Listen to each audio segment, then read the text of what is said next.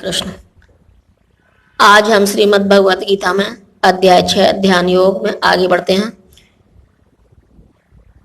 और समस्त योगियों में से जो योगी अत्यंत श्रद्धा पूर्वक मेरे परायण हैं, अपने अंतकरण में मेरे विषय में सोचता है और मेरी दिव्य प्रेमा भक्ति करता है, वह योग में मुझ में परम अंतरंग रूप में युक्त रहता है और सबों में सर्वोच्च है। यही मेरा मत है।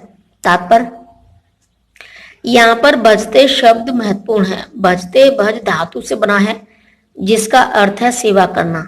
अंग्रेजी शब्द वर्शिप यानी कि पूजन से यह भाव व्यक्त नहीं होता, क्योंकि इससे पूजा करना, सम्मान दिखाना तथा योग्य का सम्मान करना सूचित होता है। किंतु प्रेम तथा श्रद्धा पूर्वक सेवा तो श्री भगवान के निमित्त है। किसी सम्मानीय व्यक्ति या देवता की पूजा न करने वाले को अशिष्ट कहा जा सकता है, किंतु भगवान की सेवा न करने वाले को तो पूरी तरह भर्त्सना की जाती है। प्रत्येक जीव भगवान का अंश स्वरूप है और इस तरह प्रत्येक जीव को अपने स्वभाव के अनुसार भगवान की सेवा करनी चाहिए। ऐसा न करने से वह नीचे गिर जाता है। ये भागवत पुराण में 11.5.3 में इसकी पुष्टि इस प्रकार हुई है। जो मनुष्य अपने जीवन दाता आदि भगवान की सेवा नहीं करता और अपने कर्तव्य में शिथिलता बरतता है, वह निश्चित रूप से अपनी स्वाभाविक स्थिति से नीचे गिरता है। भागवत पुराण के इस श्लोक में भजंती शब्द व्यवहित हुआ है। भजंती शब्द का प्रयोग परमेश्वर के लिए ही प्रयुक्त किया जा सकता है, जबकि वर्शिप यानी कि पूजन का प्रयोग देवताओं या अन्य किसी सामान्य जीव के लिए किया जाता है। इस श्लोक में प्रयुक्त अवजानंती शब्द भगवत गीता में भी पाया जाता है।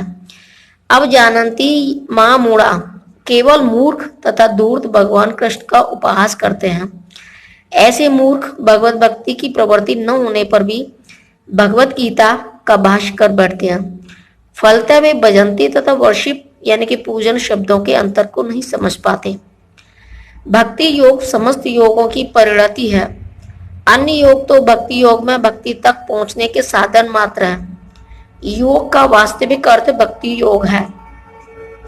अन्य सारे योग भक्ति योग रूपी गंतव्य की दिशा में अग्रसर होते हैं। कर्म योग से लेकर भक्ति योग का लंबा रास्ता आत्म साक्षात्कार तक जाता है। निष्काम कर्मयोग इस रास्ते यानी कि मार्ग का आरंभ है। जब कर्मयोग में ज्ञान तथा वैराग्य की वृद्धि होती है, तो यह अवस्था ज्ञान योग कहलाती है। जब ज्ञान योग में अनेक भौतिक विधियों से परमात्मा के ध्यान में वृद्धि होने लगती है और मन उन पर लगा रहता है, तो इसे अष्टांग योग कहते हैं। इस अष्टांग योग को पार करने पर जब मनुष्य श्री भगवान कृष्ण के निकट पहुंचता है, तो यह भक्ति योग कहलाता है। यथार्थ में भक्ति योग ही चरम लक्ष्य है, किंतु भक्ति योग का सूक्ष्म विश्लेषण करने के लिए अन्य योगों को समझना होता है।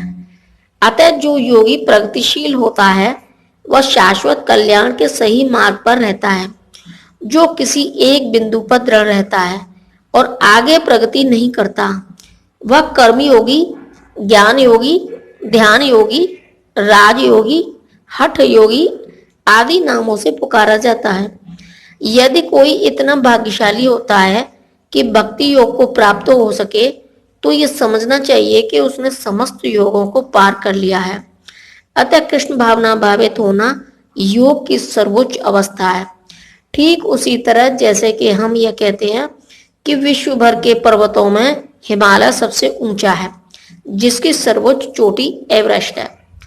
कोई विरला भाग्यशाली ही वैदिक विद्वान के अनुसार भक्ति योग के पथ को स्वीकार करके कृष्ण भावना भावित हो पाता है। आदर्श योगी श्याम सुंदर कृष्ण पर अपना ध्यान एकाग्र करता है, जो बादल के समान सुंदर रंग वाले हैं, जिनका कमल सदृश मुख सूर्य के समान तेजमान है, जिनका वस्त्र रत्नों से प्रभावपूर्ण है और जिनका शरीर फूलों की माला से शोभित है। उनके अंगों को प्रदीप्त करने वाली उनकी ज्योति ब्रह्मा ज्योति कहलाती है। वे राम, नरसिंह, वराह तथा श्री भगवान कृष्ण जैसे विभिन्न रूपों में अवतरित होते हैं। वे सामान्य व्यक्ति की भांति माता यशोदा के पुत्र रूप में जन्म ग्रहण करते हैं और कृष्ण गोविंद तथा वासुदेव के नाम से जाने जाते हैं। वे पूर्ण बालक, पूर्ण पति, पूर्ण सखा तथा पूर्ण स्वामी हैं और वे समस्त ऐश्वर्य तथा दिव्य गुणों से ओतप्रोत हैं। जो श्री भगवान के इन गुणों से पूर्णतः अभिज्ञ रहता है वह सर्वोच्च योगी कहलाता है। योग की यह सर्वोच्च दशा केवल भक्ति योग से ही प्राप्त की जा सकती है, जिसकी पुष्टि वैदिक साहित्य से होती है। श्वेताश्वर उपनिषद 6.23 में कहा गया है, जिन महात्माओं के हृदय में श्री भगवान तथा गुरु में परम श्रद्धा होती है, उनमें वैदिक ज्ञान का संपूर्ण तात्पर्य स्वतः प्रकाशित हो जाता है। भक्ति का अर्थ है भगवान की सेवा, जो इस जीवन में या अगले जीवन में भौतिक लाभ की इच्छा से रहित होती है। ऐसी प्रवृत्तियों से मुक्त होकर मनुष्य को अपना मन परमेश्वर में लगाना चाहिए। नैष्कर्म का यही प्रयोजन यानी कि गोपाल तापनी उपनिषद 1.5 में है। ये सभी कुछ ऐसे साधन हैं जिनसे योग की परम संसिद्धमयी अवस्था भक्ति या कृष्ण भावनामृत को संपन्न किया जा सकता है। इस प्रकार श्रीमद् भगवद गीता के 6ठे अध्याय ध्यान योग का भक्ति वेदांत तात्पर्य पूर्ण हुआ। जय श्री कृष्ण।